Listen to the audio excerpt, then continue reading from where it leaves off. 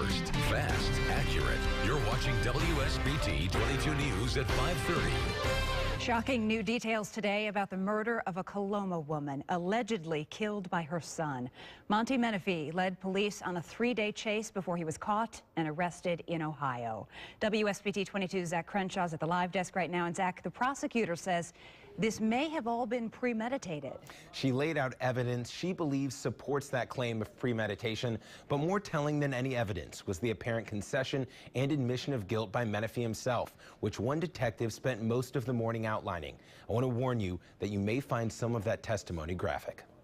Donning glasses and a graying beard, Monty Menefee sat quietly staring as Detective Greg Sanders described the crime scene around Menefee's murdered mother, LaVon Monta. Stab wound in the right side of her neck, and then which was probably just over an inch in length. Police say Menefee was a suspect early on. The murder was on Friday. A warrant issued Sunday. But Menefee was already on the run. The search is continuing right now for a man police want to talk to in connection with a suspicious death in Coloma. He eluded police for 48 hours before he was arrested east of Cleveland.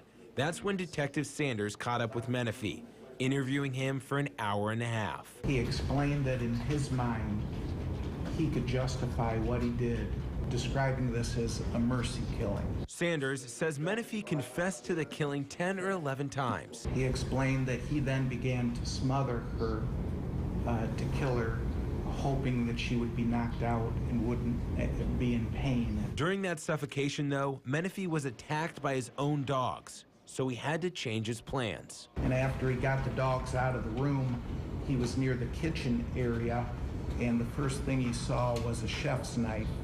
And he grabbed a chef's knife off the counter and went back in and described it as going really fast. The day of the alleged murder, a neighboring business tells me a power company came to shut the power off to this commercial building that was being used as the family's residential home. Menefee told police after his arrest that he was struggling financially and came up with 30 to 40 options as to how he could get out of it. Did he describe to you how he decided to resolve his situation? And by killing his mother. Now, coming up at 6, I'll tell you about something evidence technicians found on one of Menefee's counters. Detectives believe it helps shed some light as to what Menefee may have been thinking. At the live desk, Zach Crenshaw, WSBT 22 News.